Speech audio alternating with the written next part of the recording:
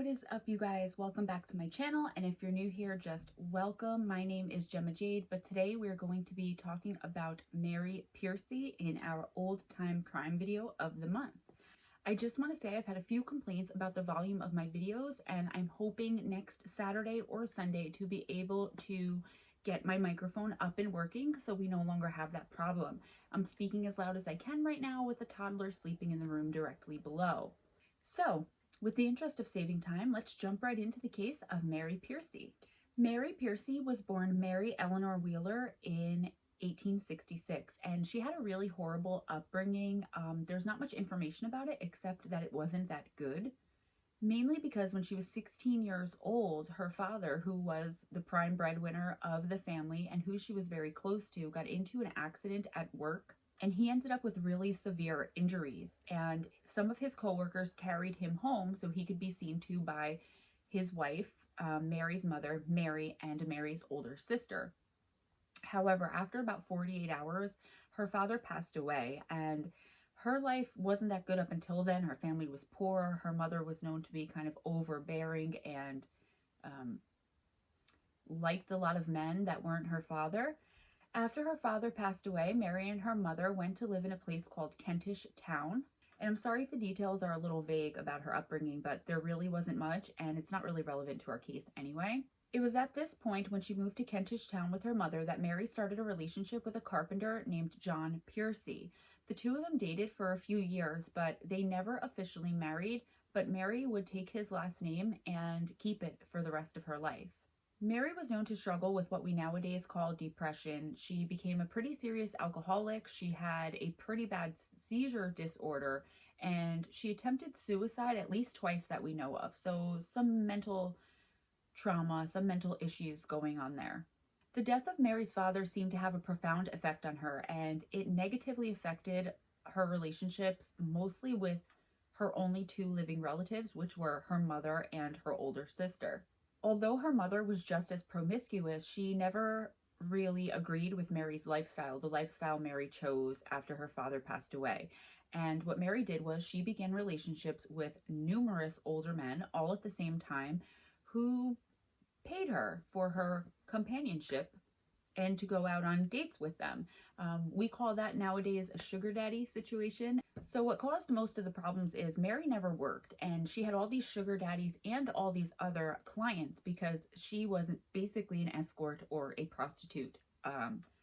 That's what she did for a living. And she would be having all these men, numerous men per day, coming in and out of her house that she shared with her mother and older sister all hours of the day and night. Until finally, one of these men got her her own house that, he paid for her. The man's name was Charles Creighton, and though he paid for this house for Mary, he only visited her there once a week. So this left plenty of time for her to have all of her other gentleman callers coming in and out. And she did make a lot of money. She told Clayton that she was tired of the judgmental eyes of her mother and sister, and that this is what she chose to do. She was still kind of in her early 20s, a young girl searching for her own independence, but I guess she had no work ethic. So this is why he got her the house, because her mother and sister did not want the men coming in and out anymore, and Mary did not want to stop seeing them. One of these admirers that visited Mary at her new house was named Frank Hogg, and Mary also had a friend named Phoebe. Now, somehow Frank Hogg and Phoebe ended up in a sexual relationship, and Phoebe ended up getting pregnant. So Mary, despite Frank Hogg was the love of her life, despite this, she didn't want her friend to be left alone and pregnant. So she convinced Frank to marry Phoebe so that he could do the right thing. And though Frank did marry Phoebe when she was 3 months pregnant with his baby, Mary and Frank never stopped their sexual relationship. And it's said, but I couldn't confirm, that Mary and Phoebe knew about each other. Like, Phoebe knew that Mary was still sleeping with Frank. Although Mary's life seemed to be a lot of fun and kind of glamorous, she spent almost all of her time in the company of older and wealthy gentlemen, and she was given a lot of nice things. She made a lot of money for herself. It turns out she was jealous of the regular women, the women that men would take home to meet their families. She knew that she wasn't the kind of woman, especially back in those days, that a man would marry, right? I mean, she was an escort. She was considered a prostitute. They kind of, every man she met, she kind of knew what the deal was with them. And she really wanted a family of her own. She essentially wanted everything that Phoebe had gotten. And she felt like Phoebe had gotten this just by getting pregnant, you know, big deal. And she knew that Frank loved her and she loved Frank. So she was very, very jealous of other women who were able to be wives and mothers and have that domesticated lifestyle. But she was really jealous of Phoebe. She never showed it though. She always seemed to be Phoebe's closest friend and confidant and was very loving and sweet towards Phoebe. So I guess to put it simply, what Mary really wanted was a man to stay with her and love her and take care of her in more than just a financial capacity. And she wanted that with Frank, but unfortunately he was already taken. And again, I reiterate, every other man she met knew what she did for a living, so they're not going to take her seriously, I don't think, when they're paying her. At least nobody did. On the morning of October 24th, 1890, Mary asked a young man named William Holmes, I think he was like an 11 or 12-year-old kid, she gave him a penny to deliver a message to Phoebe Hogg. And the message was simply inviting Phoebe and her toddler daughter, also named Phoebe, to tea at Mary's house because Frank was working all day anyway, and Mary and Phoebe were friends. So she sent this letter, this message, via this young boy to ask Phoebe to come to tea, spend some time, get out of the house a little bit. Phoebe readily accepted the invitation, and at 3 p.m. that same day, she started getting herself and her young daughter, her baby toddler daughter, ready to take the short walk to Mary's house for tea for the afternoon. It's worth noting that one of Mary's neighbors that was directly next door to her heard glass breaking, and when she screamed over the fence to make sure that Mary was okay, she called Mary's name and asked if she was okay numerous times, but Mary had never answered. So it's just worth noting that. At around 7 p.m. on this very same day that this tea was supposed to take place, a man walking his usual route home from work saw the lifeless body of a woman just laying in the street. He immediately ran to get a local policeman who was walking a beat. The deceased woman's head was strangely wrapped in a cardigan, which everyone thought was kind of weird. When the police removed the cardigan from the dead woman's face, though, they saw that her throat had been slit and she had bruises all over her face. Her face was really torn up, almost to the state of being unrecognizable. It was also noted that this woman, whoever she was, put up the fight of her life. She had defensive wounds all over her body as well. She was eventually overcome, and it was later found in autopsy that the woman had actually died of blunt force trauma, and the slit throat had been done either after she died or while she was dying. A little bit of overkill, if you ask me. The police started their investigation right there where the body was found, but they quickly came to realize that the murder had taken place elsewhere and the body was kind of just moved or dumped in that spot. At this point, they'd still not identified this body. Later on that same night, after the deceased body of the adult woman was found, a bloody stroller had been come upon by a constable who was just walking his beat as well, and inside of the stroller was the body of a suffocated toddler girl. This was about a mile away from where the body of the adult woman had been found earlier in the night. At this point, police had no missing persons reports matching the description of the two bodies that they had found, so as was customary back then, they put all of the information about the adult woman and the stroller into the newspaper. For some reason, it was only when seeing the report of this woman having been murdered did Frank Hogg go to the police station to report his wife missing. It's like he didn't notice earlier. This was like a day or two later. I don't know. That just tickled my brain as soon as I heard that. Like, why did he wait until he saw something in the paper? Like, was he not going to report her missing if nobody found her? I don't know. Doesn't make sense to me, but moving on. He even stopped at his sister's house first to get his sister Clara to go to the police station with him to identify the body. However, once they got to the police station, Frank decided that Clara should go and get Mary Pearsey to help her identify the body because he didn't want to do it for fear, he said, it was his wife and he didn't want to see her that way. So Clara dutifully obliged and went and got Mary Pearsey to accompany her to the police station to see the body, to see if it matched Phoebe Hogg. Clara asked Mary had she seen or heard from Phoebe. Mary said she hadn't seen or heard from her in days, and oh my God, I can't believe this is what's going on, blah, blah, blah. But Mary's behavior was very strange to say the least. When Clara and Mary went to the police station and were shown the body, Mary told Clara, "Don't look, let me look." And when they pulled the sheet off the body, Mary yelled, "Don't look, it's not Phoebe." However, of course, Clara looked and immediately recognized the dead body of her sister-in-law.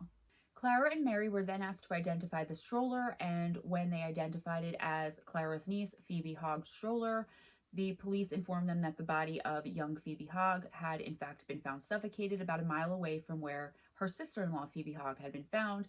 And with this confirmation, police went to Frank Hogg's house and informed him of the murder, the brutal murder and death of his entire family, his wife and toddler daughter. Frank seemed to have almost no reaction to this, and the police thought it was really suspicious. Like, he didn't shed a tear. He didn't even seem surprised. Again, weird. So this behavior and lack of emotion, lack of response, kind of, from Frank led the police to immediately name him as a suspect, which gave them the ability to search his home. They found nothing at all of interest pertaining to the murder or any motive for him to murder Phoebe and their daughter, but they did find one key that fit a door that was not in the Hogg home. Frank readily admitted that was the key to the door of his mistress, Mary Pearsey. This in turn made Mary Pearsey a suspect, the jealous other woman. The police promptly went to Mary Pearsey's house and searched her home. What they found there? Whole other story, guys. Wow. Upon entering Mary's house, just to question her at first, the police found a bloody fire stick poker laying there, a bloody carving knife laying on the counter, and bloodstains all over Mary's kitchen floor. Some of the bloodstains had paraffin on them, which is kind of like someone trying to clean up with bleach nowadays, so it was obvious that Mary had been trying to clean up blood. This was enough circumstantial evidence for Mary to be arrested and charged with 2 counts of murder. The whole time the police searched Mary's home, though, she was acting really bizarrely. She was playing her grand piano and singing at the top of her voice. Her explanation for all the blood and bloody weapons was also really weird. She explained to the police that she had been killing mice. She would stab the mouse when it was on the floor and it would bleed. Obviously, they didn't believe this, and the lead detective inspector did arrest Mary right there on the spot and charged her with double murder. When the police searched Mary's person, when they searched her body, there was blood soaked into her clothes. Like, she was soaked with dried blood. I don't think dried blood can soak you, but you know what I mean. There were blood stains all over her clothes, and she was also found in possession of Phoebe Hogg's wedding ring. Mary was brought to jail immediately and kept in police custody until she had a committal hearing, which is basically they decide if there's enough evidence for prosecution, which they decided, of course, that there was. This committal hearing was held on October 28th, and this is where she went in front of the magistrate and pled not guilty. She heard the charges against her and was committed to custody until her trial. So I don't think they had bail back then, but if they did, no bail. At this point, knowing about the affair and thinking about Frank's strange behavior and lack of reaction, they were wondering if he was somehow in cahoots with Mary, but they couldn't find any evidence to prove that, and Mary was pleading innocence, so she wasn't saying anything about if Frank had anything to do with it, because how would she know? Because she's innocent. So they didn't have enough to charge Frank with anything. So Mary was taking the fall. Though he was never officially charged, the public, the neighborhood, the community really turned against Frank, and his reputation was never the same after this. They were all very convinced of his guilt because of the way he was acting afterwards. There was like no sadness in him. There was no emotion at all. Mary's trial began on December 1st, 1890 at the Central Criminal Court at the Old Bailey. She was obviously pleading not guilty, and the prosecution proceeded to outline its case and present all of their evidence against her. The evidence itself was overwhelming, to say the least. I mean, they started by reading out loud letters Mary had written to Frank throughout the course of their romantic relationship. The letters were supposed to show how desperately in love Mary was with Frank and how she was very jealous of Phoebe. She was angry that Frank had to be unfortunately married, or married unfortunately, which is what they called it back then, when a man had to actually take responsibility for and marry a woman simply because he got her pregnant. Basically, when a man was forced to marry a woman because she got in trouble. They called it in trouble, but really what it meant was she got pregnant with his kid before they were married. So a marriage of circumstance, if you will.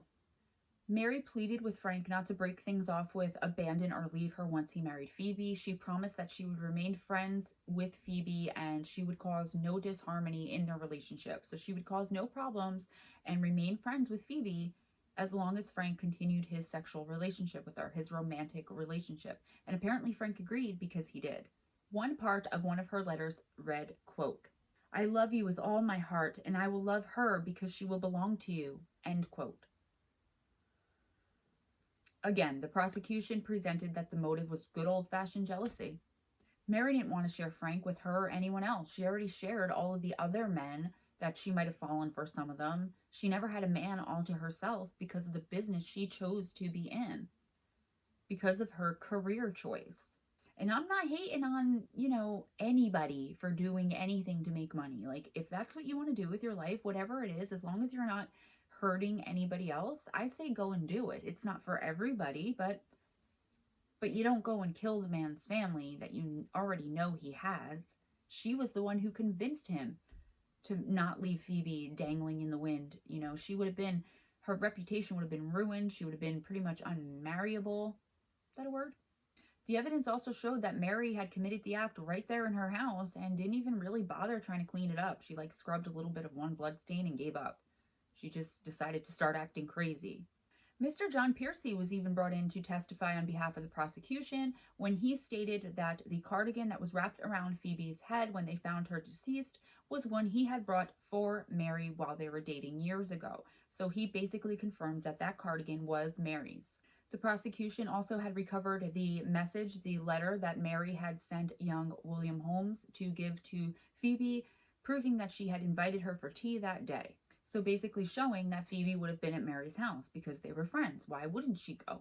The prosecution was this whole time trying to figure out, did Mary premeditate this? Did she invite Phoebe over for tea knowing that she was going to and ready to kill Phoebe and the toddler, or did she innocently invite them over for tea and then something set Mary off so she murdered Phoebe and then kind of felt like she had to murder little Phoebe?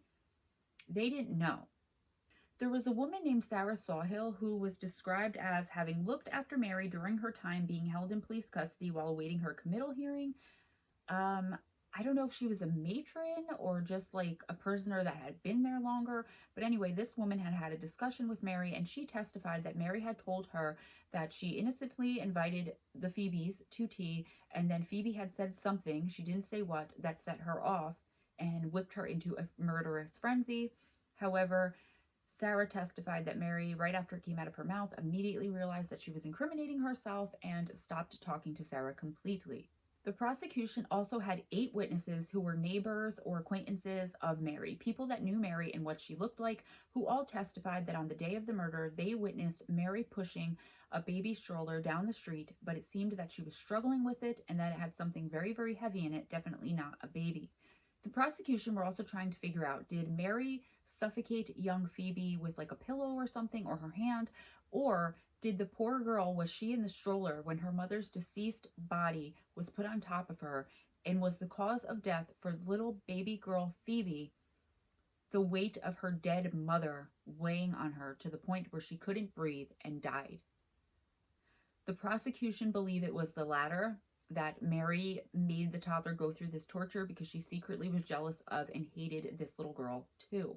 The only thing the defense really had, because how could they really discredit all of this great evidence that the prosecution had presented against Mary? The only thing they had was bringing to light the fact, or bringing attention to the fact, that Mary was very skinny, very small, very slight of build, and they were saying that there was no accomplice ever found. How could Mary have possibly done all this lifting and bludgeoning when she was so tiny? How could she have moved the body into the stroller? How could she have done all of it? And keep this in mind because it kind of comes back later. It at least comes back later in my mind, if not officially, but we'll talk about it.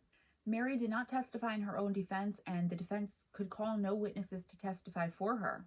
After just 3 days of testimony, the jury retired, and it took them less than 2 hours to find Mary Pearsey guilty of 2 counts of murder. As was common back then, right before you were sentenced to death, you had the right to address the court. When Mary was asked if she had anything to say before sentencing was given out, she said, quote, "I say I am innocent of this charge," end quote. She was promptly sentenced to death by hanging. The Court of Criminal Appeal did not come to be until 1907, so there were no appeals, but there were certain ways that you can try to get out of a death sentence. Mary's lawyers did come out during the sentencing portion of the trial and state that Mary was not and could not have been in control of herself or her mind or maybe even her body when she committed the murders. So basically denying any kind of culpability due to diminished mental capacity. The insanity plea. Only they presented it after she was already found guilty and sentenced. The lawyers pointed to the suicide attempts in Mary's past, the depression, and the seizures. However, this was rejected. 3 psychiatrists did go and visit Mary and kind of talk to her, but they considered her completely sane, no diminished mental capacity at all, and her hanging was to be carried out. Her sentence, or death sentence, was to be carried out. I want to let it be known that these 3 doctors spent an hour collectively, so all 3 of them in the same room with Mary for 1 hour, and that's all they needed, apparently, to decide if she was, sane or insane at the time of the murders and now after. Frank Hogg was granted permission to visit Mary while she awaited her sentencing to be carried out at Newgate Prison. Mary waited on the day he was supposed to come. She was anxious and excited to see him. However, he never showed up. Mary cried the entire day, the entire night. She was absolutely despondent, desperate to see him, but there was no way for her to get a word out to him, and he never showed up, and he never sent word as to why, as if she would really need him to tell her why he didn't want anything to do with her. She murdered his entire family. Now, here's where I stated earlier that in my head, Mary's slight build and what the defense was trying to say, that she could not have possibly been able to carry this out, not alone, and there was no accomplice ever found. On the day before her execution, Mary invited her lawyer to come and visit her at Newgate Prison. When he got there, remember, Mary had a lot of money she had accumulated throughout life. She had a lot of possessions, a lot of things. She wanted the lawyer to handle basically the execution of her will. He wanted her to be executor of her will. I believe that's how you say that. And one thing she asked him to do was to post an advert, which is what people did back then. And this advert was to say, quote, MECP, last wish of MEW, have not betrayed, end quote. So we know, or can at least presume with reasonable certainty, that MEW are Mary's initials, Mary Eleanor Wheeler. Who is MECP? Have not betrayed.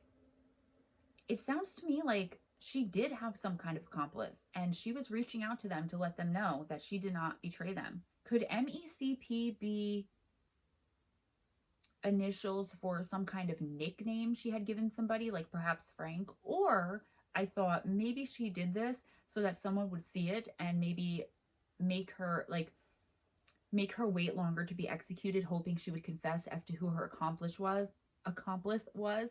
However, nothing came of this, and despite being questioned relentlessly by her own attorneys, her mother, the prosecution, Mary stayed steadfast in her innocence. Not only did she not have an accomplice, she couldn't have, because she wasn't involved at all. She had no explanation for any of the evidence presented against her. She didn't say she was framed, nothing. She just said that she didn't do it.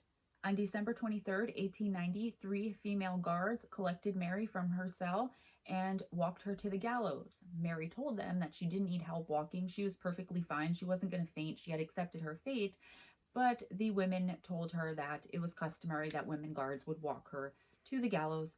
So Mary said, quote, "Oh, well, if you don't mind going with me, then I am pleased," end quote. So in pretty good spirits for someone who's about to be executed. After she said this, she leaned out of the cell and kissed on the mouth each of the 3 women. I don't know why she did this. I don't even know why it was in the information, because it seems to be completely irrelevant, but there it is. Despite how freezing cold it was on this day in December, a crowd of about 300 people had gathered to watch Mary Pearsey be executed by hanging, and most of them were women. They had no sympathy for her. First of all, her profession to begin with, it was really looked down on. It was scandalous. You were thought to be the dregs of society when you were a prostitute. Maybe some of the women Mary had been with their husbands. I mean, they had no sympathy for her, and I think a lot of that not only had to do with her heinous act towards Phoebe, but she murdered a toddler. The entire crowd cheered extremely loudly the second Mary was dropped to her death. As was customary back in this time, Mary was buried within the walls of Newgate Prison in an unmarked grave. Guys, there is some talk about Mary Pearsey being Jill the Ripper, you know, that she was the actual Jack the Ripper person. And I was going to go into that with you, but I can't seem to find really anything that substantiates it. And just a couple of sentences saying that she might have been, but not giving reasons why, just giving reasons why she wasn't. So I can say with, 99.99% certainty that if that's the rumor you were looking for, if that's what you were looking to hear, that is false. She was definitely not Jack the Ripper.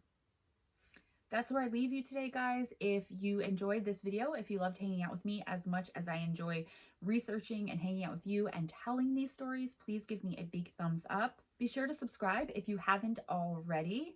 Guys, if you are able to financially donate to the channel, please click one of the links below, either the PayPal link or become a patron for $5 minimum a month. Donate it as much or as little as you want on PayPal. Either one goes directly into my account, and I have early views of videos coming up in the next week or so. You guys know everything that I have going on. I've been mentioning it constantly in previous videos. In the interest of saving time, though, I'm going to leave the link for Strange Things with Steve Stockton and Gemma Jade also in the description box. We could really use your support over there. We took a little winter break, but we're going to be back at it next week. Please go over there, like, subscribe, drop some comments. Guys, let me know what you think about this case in the comments. It's a pretty cut and dried, jealous murder, but I mean, this chick was crazy. She was killing mice. Like, really? I don't know. Don't forget, tomorrow at 7 p.m. Eastern Time, the date will be January 10th, Missing Persons and Mysteries YouTube channel. It'll be me and Steve Stockton having a fireside chat where we're going to be talking about some things that we pre-planned, but mainly the chat is going to be us speaking with the people in the chat. So you guys, please stop on in and show your support to me, guys. I can really, really use it. Feeling a little bummed lately, and I need a little pick-me-up. So all right, be kind to each other. It doesn't cost anything. Gemma Jade merch coming really soon as well. I'm working on that. I've got so many projects going on, guys. If you have anything that you want to see on a shirt or a cup or a bumper sticker, I don't know. Let me know, okay? Feel free to reach out. Check me out on Instagram where I post all of my selfies. And that's about it. Have your best day. Have your best night. And I will see you next time. Hopefully this will be posted either tonight or tomorrow, and I will see you in the beginning of the week. Bye, guys.